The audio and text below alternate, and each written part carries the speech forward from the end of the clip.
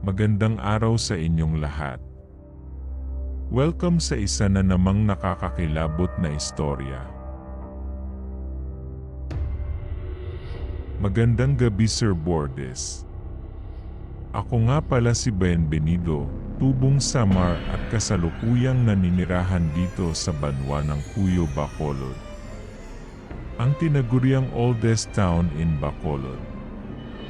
Tulad ng mga napakinggan kong mga kwento na pinapadala ng inyong mga letter sender, naisip kong mag-share ng sariling kong experience tungkol sa nilalang na tinatawag nilang aswang. Noong magbakasyon ako sa Bacolod upang mamanhikan sa aking long-time girlfriend na si Bettina, na isang hotel receptionist sa Sampaloc, Manila. Same lang po kami ng agency at isa din akong staff sa naturang hotel. My fellow army, hindi ko na po patatagalin pa ang aking kwento based in my true experience. 1,900 at 99 Bacolod sa taong aking nabanggit. 5 taon na kaming magkasintahan ni Bettina.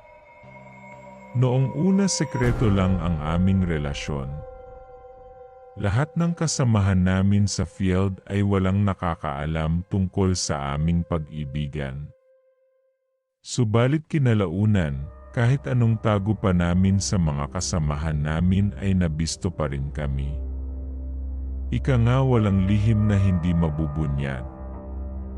After 1-year relationship namin ni Bettina, kumulat ito sa buong departamento maging sa aming ahensya, kung saan una kaming pinagtagpo ng tadhana.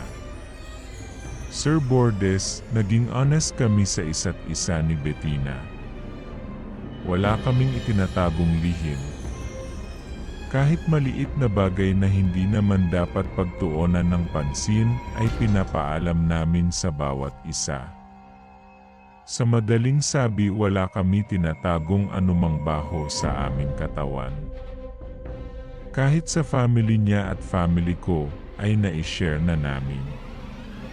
Ani umano ni Bettina, kahit na hindi pa namin na-meet sa personal ang aming mga magulang, mainam na kilalanin namin sa pamamagitan ng pagbahagi ng personal info.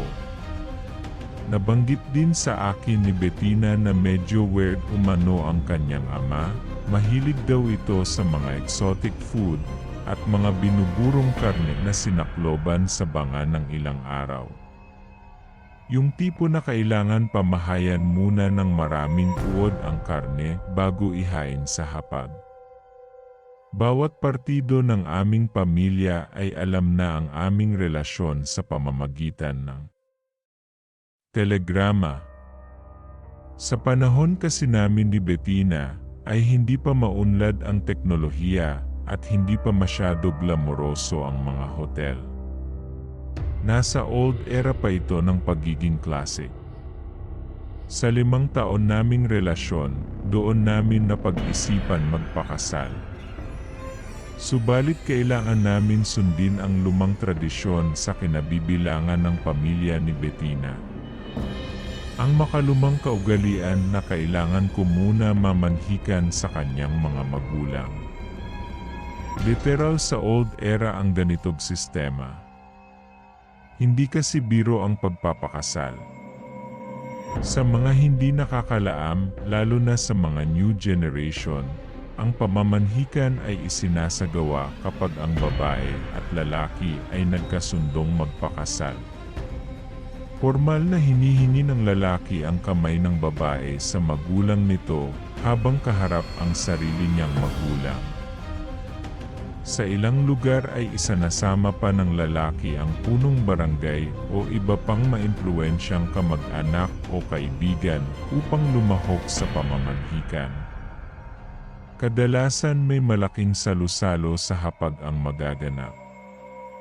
Dito pinag-uusapan ng petsa at pukasalan ng mag-sing-irog, maging ang ilan pang detalye, katulad ng magiging ninong at ninang, ang paring magkakasal, mga abay, lugar ng kainan, at maging ang listahan ng mga bisita. Pedrito, Kailan ba luluwas ng Maynila sina tito at tita? Dapat bago mag-weekend nandito na sila. Alam mo namang nakaschedule na ang biyahe natin sa linggo. Nag-aalalang saad at tanong ni Bettina. Araw pa lang ngayon ng Huwebes, Bettina. Huwag kang mag-alala, Sabado ng madaling araw nandito na sina Mama at Papa. Bukas na ang alis nila sa probinsya. 24 oras lang naman ang biyahe mula sa amin pupunta rito sa Maynila. Pangako hindi tayo maiiwanan ng barko, tugon ko naman dito. Mabuti naman kung ganon. Nag-alala lang ako na baka hindi sila matuloy. Alam mo namang mahalaga ang araw na ito sa atin. Malamang sa mga oras na ito, inaayos na ng pamilya ko ang matutuluyan ng mga magulang mo. Gusto ko sanang isama ang mga kapatid mo kaso nagtitipid tayo. Ang mahalaga kasama mo ang mga magulang mo sa pamamanhikan mo sa mga magulang ko. Pasensya ka na kung masyadong mahigpit ang pamilya ko. Sinusunod lang nila ang aming tradisyon. Ani Bettina habang nakasandal sa aking balikat. Pareho kami ng file ng leave vacation para sa isang espesyal na araw. Sir Bordes, noong dumating sa Maynila ang aking mga magulang lulan ng sinakyan nilang bus, ay magkasama kami ni Bettina na sinundo sila. Iyon ang unang pagkakataon na nakita niya ang aking ama't ina. Maraming dalang pasalubong ang aking mga magulang na dadalhin namin sa Bacolod. Hawak ko na rin ang salapi na ipambibili ng isang buong baboy na ipaghahanda sa magaganap na piging. Matapos ang mainit na kumustahan, magkakasama kaming umuwi sa inuupahan naming bahay. Nakahanda na rin sa hapag ang aming agahan na niluto pa ni Bettina bago kami pumunta sa terminal. Sa unang araw pa lang, naging panatag na ang loob ng aking nobya sa kanyang magiging biyenan oras na humarap kami sa altar. Sir Bordes, noong sumapit ang nakatakdang araw ng aming biyahe patungong Bacolod, ay naging maayos naman ang lahat. Nakisimpatya kasi ang maganda at kalmadong panahon. Pagkadating namin sa Bacolod, sumakay ulit kami ng malaking bangka patungo sa kanilang isla. Habang lulan kami ng sasakyang pandagat, nalilibang kami pagmasdan ang ganda ng karagatan. Nasilayan ko kung gaano kaningning ang mga mata ni Bettina habang papalapit na kami sa aming paroroonan. Tito, tita, malapit na po tayo sa aming isla. Hindi po ba kayo nalulula sa dagat? Pasensya na po kung medyo malayo talaga ang aming lugar. Pero pag nandun na po tayo sa amin, wala na po kayong poproblemahin pa. May sariling pamilihan ang aming isla. Wika ni Bettina sa aking mga magulang. Ikaw talaga, Bettina, huwag muna kami alalahanin pa. Kahit nakatira kami sa bayan, sanay naman kami sa lawod, sa laot pala. Hindi kasi ako sanay magtagalog. Saka iwasan mo rin maging formal sa amin ng tiyo mo. Nanay at tatay na lang ang itawag mo sa amin. Tugon naman ni inay. Sige po, nay. Simula ngayon, yan na po ang itatawag ko sa inyo, nahiyang sagot ni Bettina. Sir Bordes, habang panay kwentuhan namin sa bangka, ay bigla na lang sumingit sa aming usapan ang timonel. Anya ang isla umano na aming pupuntahan ay naging sentro ng mga kapitalista. Mga mangangalakal na nagmula sa iba't ibang lugar na sakop ng buong Bacolod. Sa mga nagdaang buwan at taon may kumalat umanong balita na meron daw naganap na patayan sa away pamilya. Naging bantog din ang usapin tungkol sa gumagalang aswang tuwing sisilip ang bilog na buwan. Bagamat wala pang nagpapatunay kung saan nagmula ang halimaw. Aswang ba kamu? Naku, hindi na bago sa aming lugar ang ganyang nilalang. Kahit sa probinsya namin sa Samar marami ang gumagalang aswang. Hindi naman sila basta na lang pumapasok sa kabahayan. Namimili din sila ng bibiktimahin. Alam mo ba na hindi sila basta tumatalo ng kalugar at hindi lahat ng aswang masasama? Palatak ni Ama sa bangkero. Hindi na bago sa aking mga magulang ang ganitong uri ng usapin. Minsan kasing nakasagupa ni tatay ang isang bangkilan na balak biktimahin ang isang bagong silang na sanggol na anak ng isa naming kapitbahay sa probinsya. Naikwento pa noon ni Ama sa timonero kung ano ang pinakamabisang paraan upang patayin ang halimaw.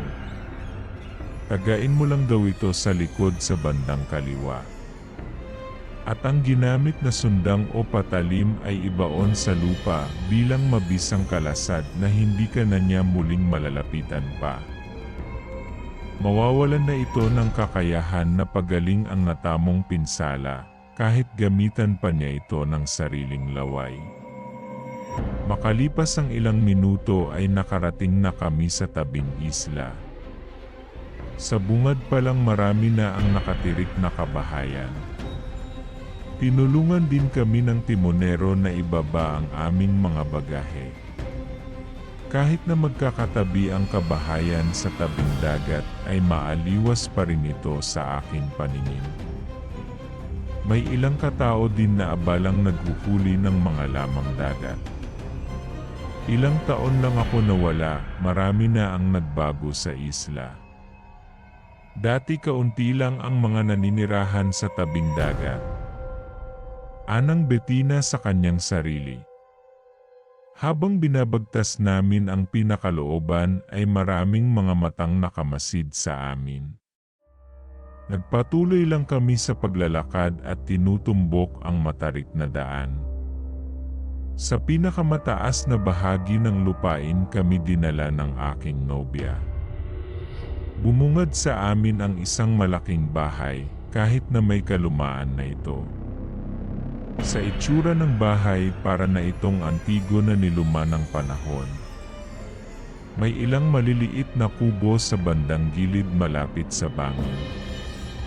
Tanging ang malago at matitibay na puno ang nagsisilbing proteksyon sa mga tahanan ng bawat pamilya na huwag gumuho ang lupa. Sa entrada ng malawak na koral, sinalubong kami ng mga magulang at kapatid ni Bettina. Nay-tay, siya po ang aking nobyo. At sila naman po ang mga magulang ni Benvenido. Tulad po ng nilalaman ng huli kong sulat, nandito po ang aking nobyo para mamanhikan, bungad na pagpapakilala sa amin ni Bettina. Itago na lang natin sila sa pangalang Tio Lamberto at Tia Mariposa. Nak, pwede ba pumasok muna tayo sa bahay? Doon na lang natin pag-usapan ang tungkol sa bagay na yan. Nakakahiya naman sa mga bisita mo, nakangiting tugon ni Tia Mariposa. Nga naman, Bettina. Nakakahiya sa magiging biyenan mo kung hindi muna natin sila papasukin sa bahay. Naghanda pa naman kami ng nanay mo ng masarap na putahe. Wika naman ni Tio Lamberto na napapailing sa aking mga magulang. Sir Bordes, halatang busog sa pangaral at pinalaki ng maayos ng mga magulang ni Bettina silang magkakapatid. Hindi kasi sumasabat sa usapan ang mga nakakabatang kapatid ng aking nobya at magalang silang nagmano sa aking ama't ina. Bawat salitang lumalabas sa kanilang bibig ay hindi mawala ang po at opo.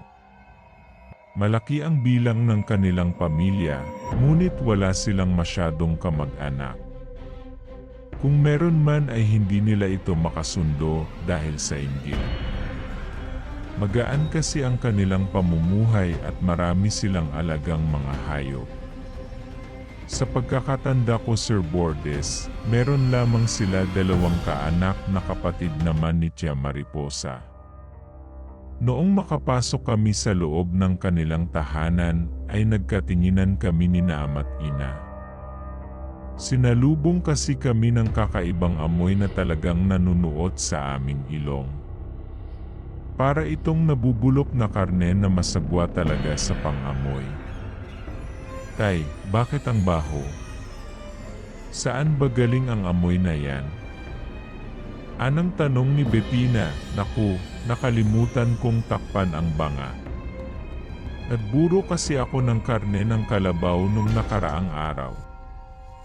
Pasensya na, nak. Nakakahiya tuloy sa mga bisita, ani Tio Lamberto, at nahihiyang humingi ng despensa sa aking mga magulang. Mabilis itong tumungo sa kusina para takpan ang banga. Hindi naman po ganyan dati kabaho ang binuburong karne ni Itay, Nay.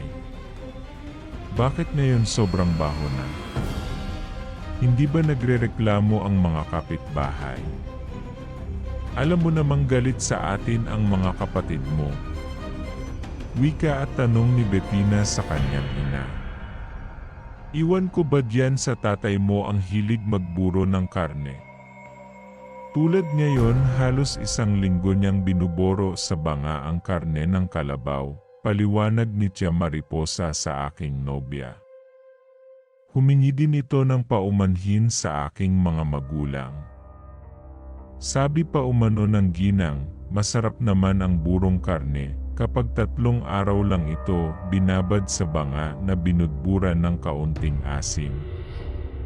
Nawawala daw ang amoy nito kapag nakasalang na sa apoy. Sir Bordes, agad namang nawala ang amoy nung takpan ni Tio Lamberto ang banga. Sa harap ng hapag, pinagsaluhan namin ang inihaw na manok at sinabawan na burong karne ng kalabaw. Noong tikman ko ang sinasabing buro na paborito ni Tio Lamberto ay talagang nasarapan ako.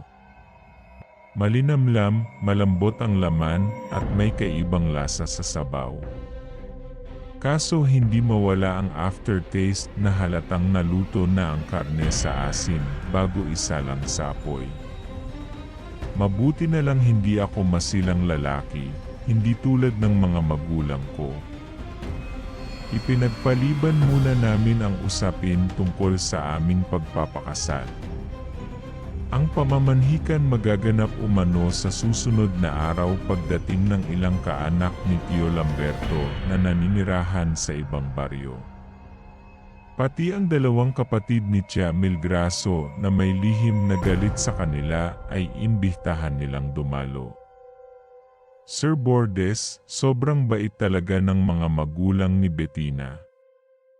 Ang inilaan kong salapi pambili ng 1 baboy para sa aking pamamanhikan ay itago ko na lamang. Sila na umano ang bahala sa kakataying baboy dahil marami naman silang alaga. Ipapalabas na lang ng Ginoo na ako ang gumastos sa handa. Sa aming panuluyang bahay ay halatang pinaghandaan. Maganda ang pagkakaayos ng silid at komportable ang kama. Dahil bawal kami sumiping ni Bettina, doon ako nanatili sa kwarto ni na ama't ina. Kinagabihan matapos namin maghapunan, ay masinsinan akong kinausap ng aking mga magulang habang nakahiga kaming 3. Kinumkumbinsi kasi ako ni nanay at tatay na doon na lang kami magpakasal sa Samar. Masyado umano malayo ang Bacolod. Bakit hindi na lang sa Samar ganapin ang seremonya? Malaki umano ang gagastusin at sa pamasahe pa lang ay lugi na kami. Sa puntong yon hindi ako pwedeng gumawa ng sariling desisyon. Hintayin na lang namin kung ano ang kalalabasan ng aking pamamanhikan. Kailangan magkasundo ang dalawang panig kung saan magaganap ang aming kasal. Sa katatimikan ng gabi, kung saan mahimbing nang natutulog ang aking mga magulang ay saglit muna akong nagpahangin sa bintana. Nasa tapat lang namin ang bahay ng mga magulang ni Bettina, kaya kitang-kita ko ang kabuhuan. Sa aking pagpapahangin ay bigla kong nasipat si Tio Lamberto na tila nagbubungkal ng lupa. Nagtago ako sa gilid ng bintana at tahimik na nagmanman kung bakit ito naghuhukay sa kalagitnaan ng gabi. Sa tabi ng nilikha niyang mababang hukay, isang malaking banga ang kanyang inilibing. Luminga ito sa buong paligid bago takpan ng lupa ang bagay na kanyang ibinaon. Pakiramdam ko may kakaiba sa ama ng dalaga. Unang sumagi sa isip ko na baka aswang si Tio Lamberto. Sa puntong iyon, binalak kong alamin kung ano ba ang nakalibing sa lupa. Noong makakaalis ang Ginoo, palihim akong lumabas sa panuluyan at maingat na lumapit roon.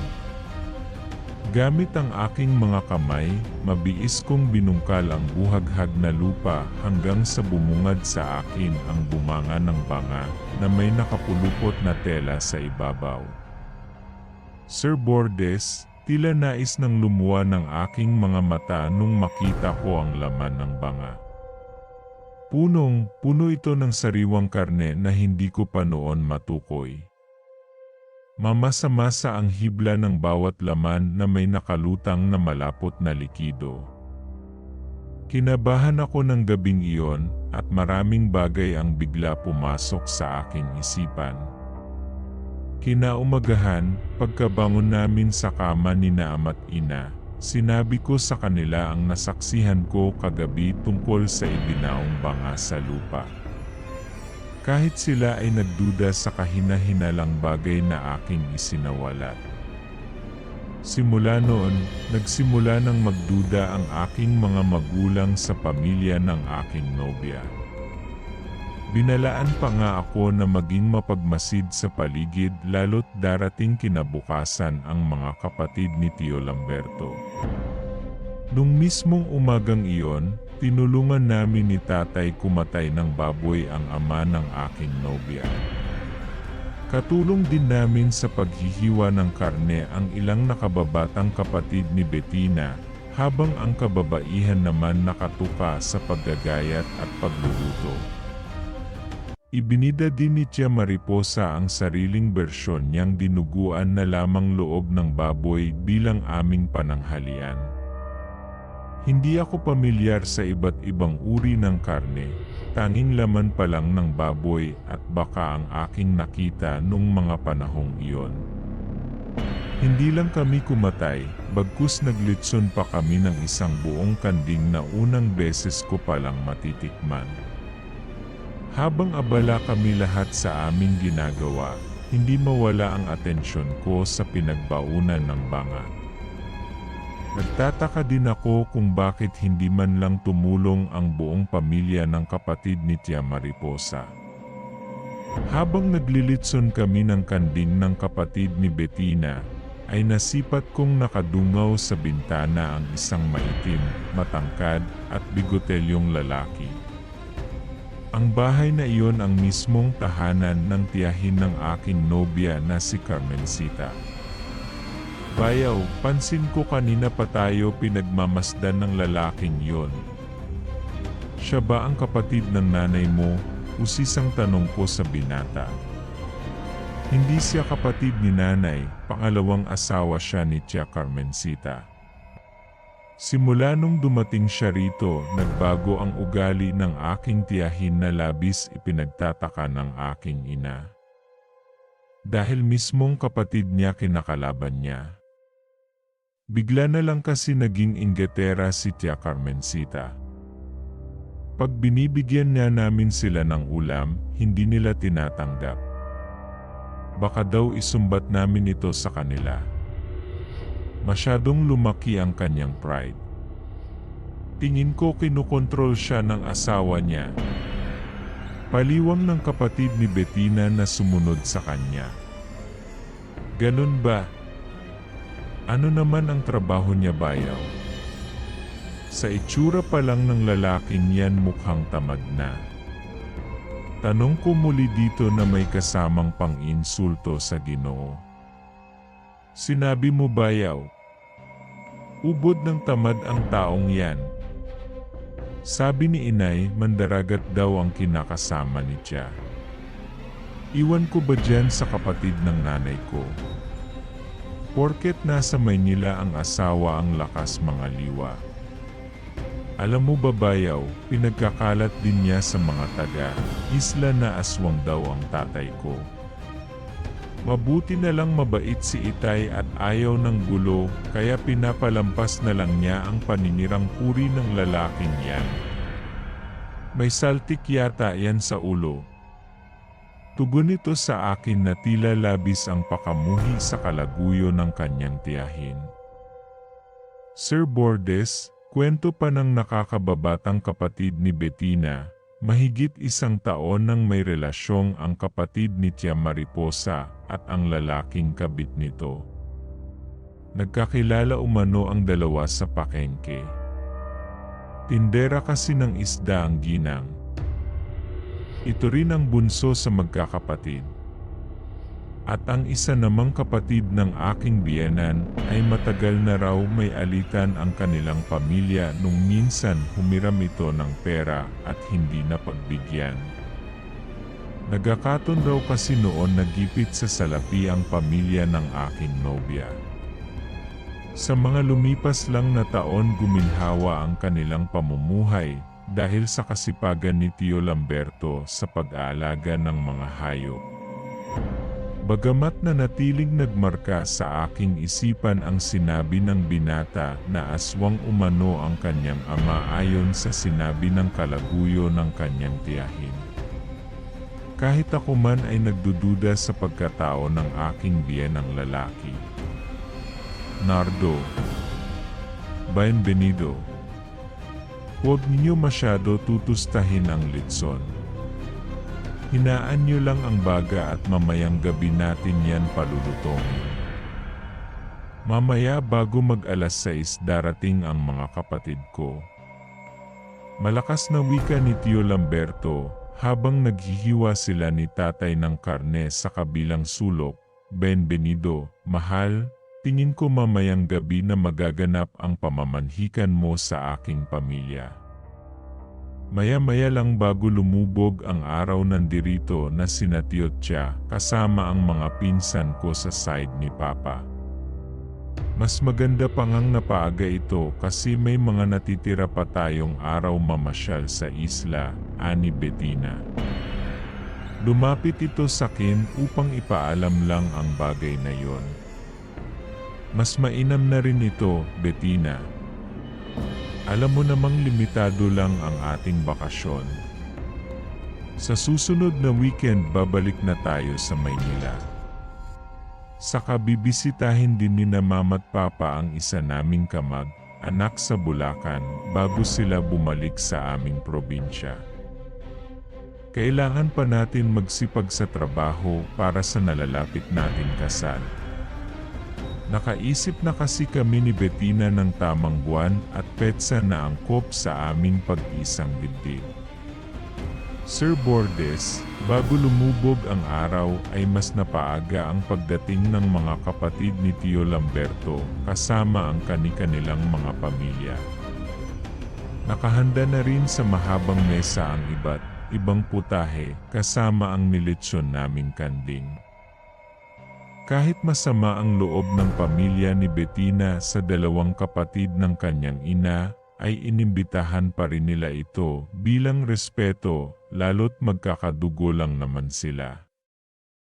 Noong magsimula na ang aking pamamanhikan, kung saan pag-usapan na namin ang bawat detalye sa magaganap na kasal, tila kabado ako at binalot ng tensyon. Kaharap ko kasi ang buong kapamilya ni Bettina. Hindi ko rin maiwasan mahiya tuwing pinapasadahan ako ng tingin ng mga pinsang babae ng aking nobya. Mabuti na lang nasa tabi ko ang aking mga magulang, kaya kahit papaano'y nababawasan ang aking tensyon. Carmencita, bakit hindi mo kasama ang asawa mo? Kalaguyo mo pala, usisang tanong ng isang kapatid ni Tia Mariposa na may lihim din na galit sa ginang na si Feliciana.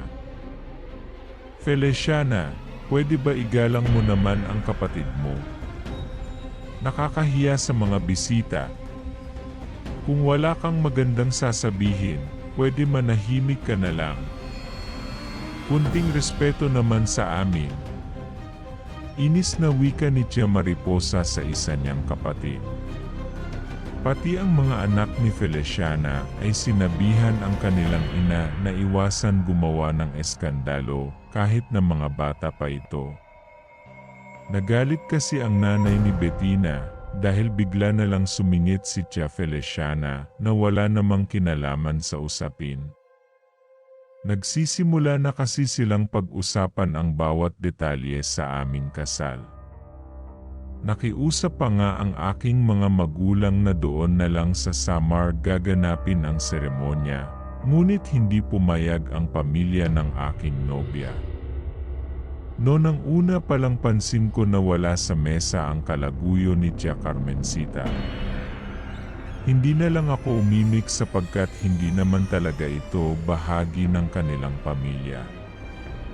Kaso medyo pangit talaga ang ugali ng mga kapatid ni Tia Mariposa.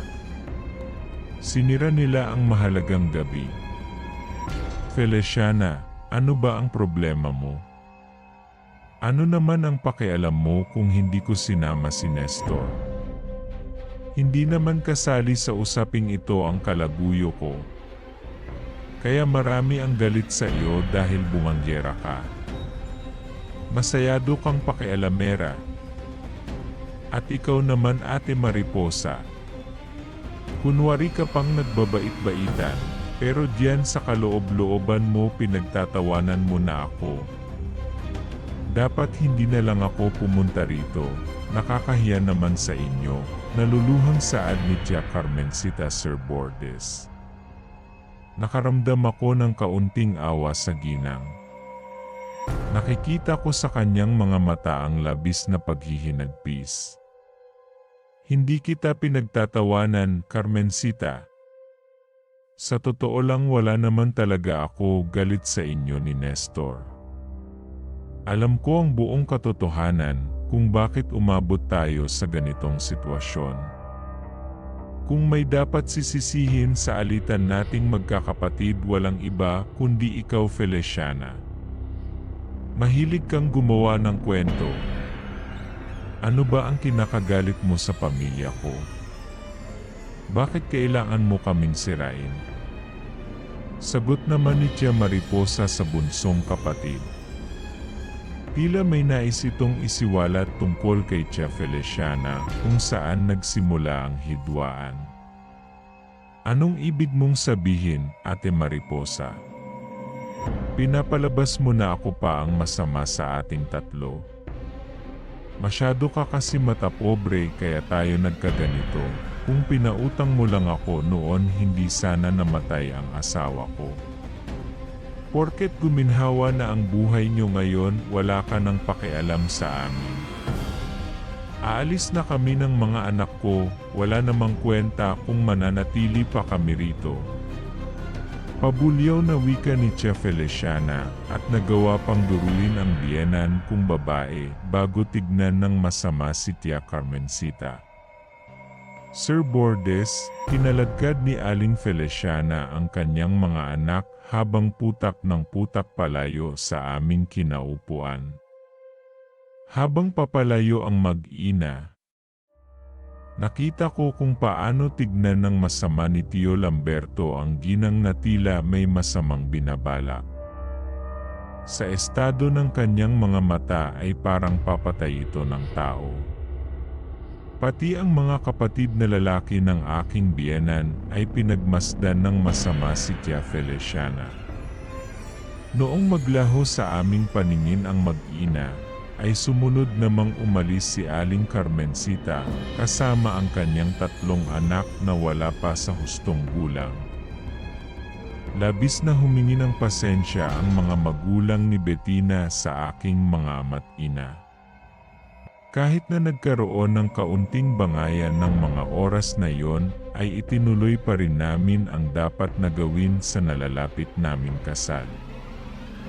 Noong maayos na ang lahat at sumang-ayon na ang bawat isa sa mga dapat gawin at mangyari sa aming pag-iisang dibdib ni Bettina, ay nagsimula na ang malaking tigil.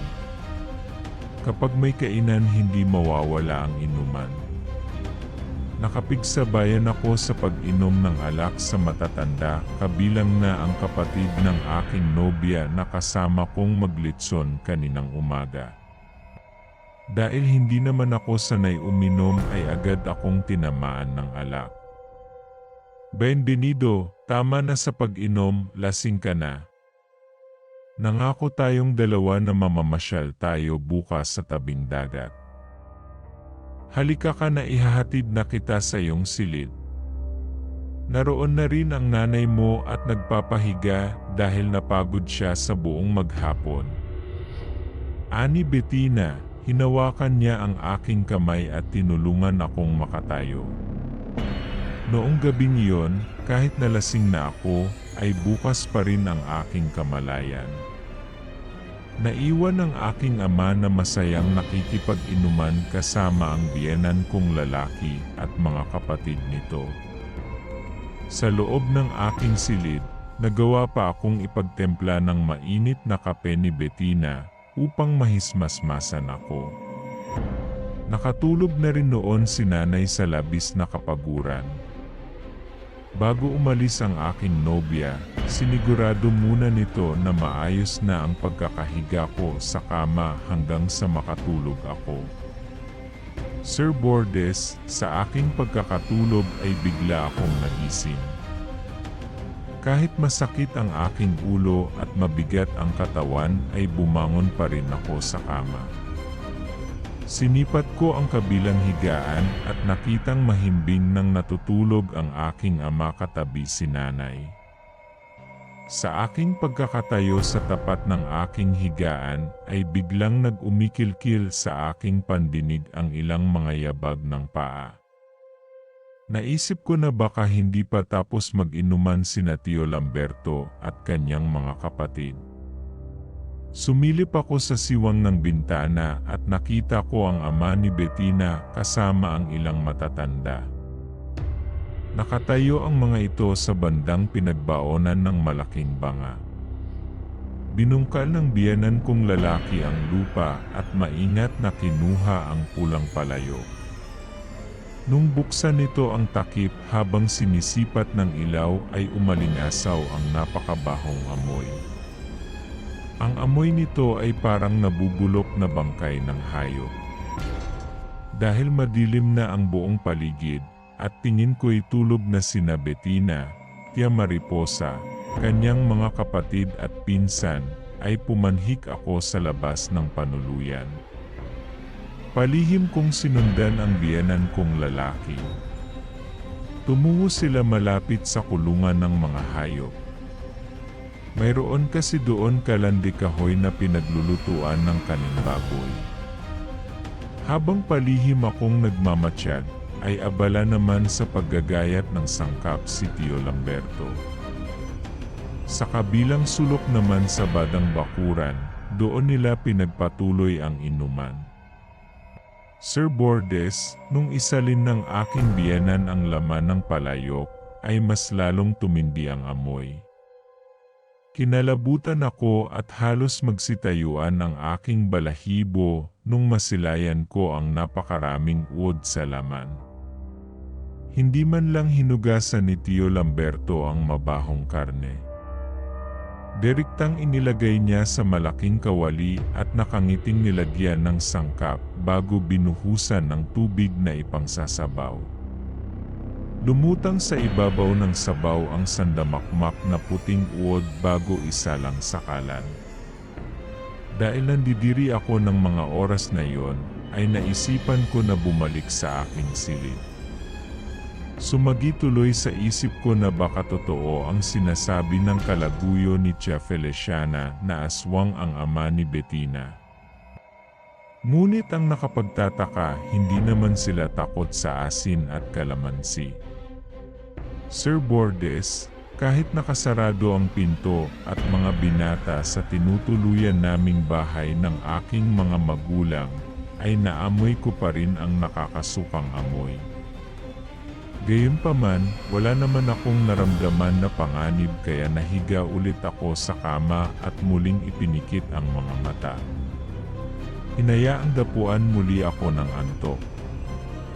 Kinabukasan, pagkagising namin ni na ama't ina, sinalubong kami ng masamang balita. Nadatnan namin na panay iyak ni Tia Mariposa katabi ang aking nobya. Tanging ang mga kapatid at mga pinsan ni Bettina ang naroon sa loob ng kanilang tahanan. Wala roon si Tio Lamberto, pati ang kanyang mga kapatid. "Bettina, ano bang nangyari? Bakit kayo umiiyak ni nanay?" bulaslas kong tanong sa aking nobya. "Bienvenido, si Tia Feliciana at kanyang mga anak. Natagpo ang patay sa loob ng kanilang bahay. Kalunos-lunos ang sinapit nilang kamatayan," umiiyak na tugon ni Bettina. Nais ko sanang pumunta sa pinangyarihan, kaso pinigilan ako ng aking nobya. Mas mainam manaitili na lang ako sa kanilang bahay. Naroon naman raw ang kanyang ama at ilang kaanak upang alamin ang nangyari at kung sino ang pumatay sa mag-ina. Sir Bordes, noong makabalik ang biyenan kong lalaki ay nagimbal ako sa aking mga nalaman. Pati ang aking mga magulang ay hindi lubos makapaniwala sa mga isinwalat ni Tio Lamberto. Ani umano ng ama ni Bettina, natagpuan nilang magkakahiwalay ang bangkay ng mag-ina. Lasog-lasog ang kanilang katawan at punit ang mga sikmura. Ang masaklap pa sa mga nangyari, pinugutan ng ulo si Tia Feliciana at tinabas ang dila. Wala silang alam kung sino ang walang awang pumaslang kahit na may pinaghihinalaan na silang suspect.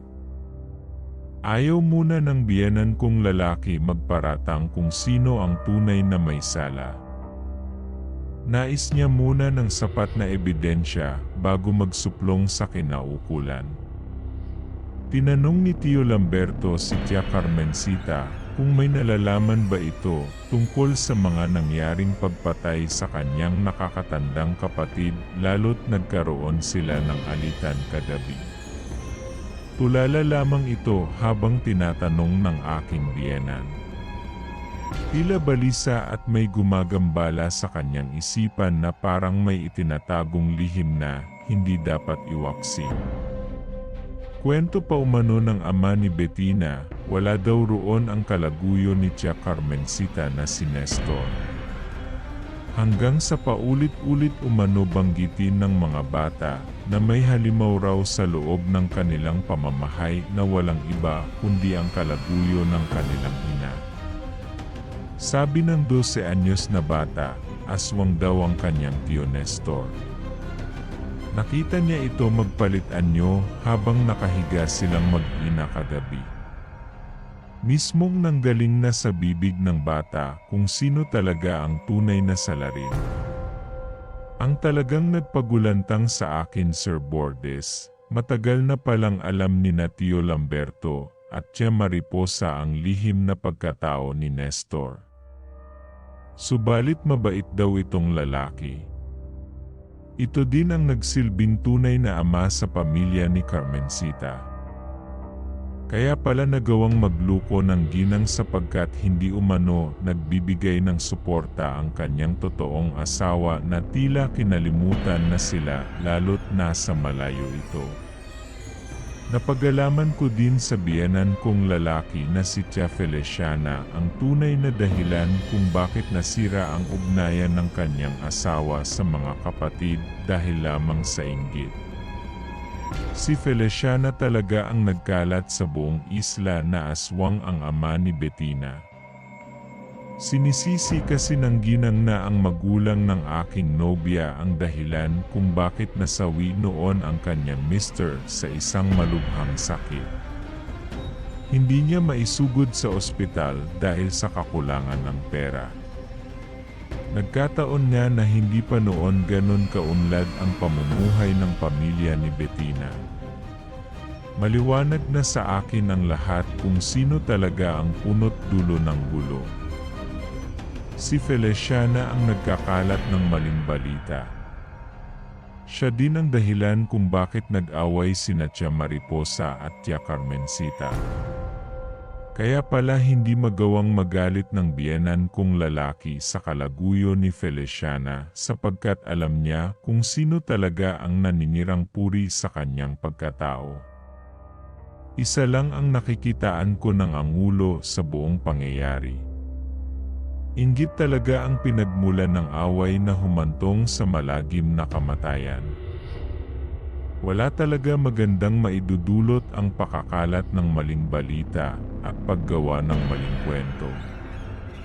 Nagkataon na may tinatagong lihim si Nestor at narinig niya sa malayo kung paano alipustahin ni Feliciana ang sariling kapatid na mismong kinakasama niya.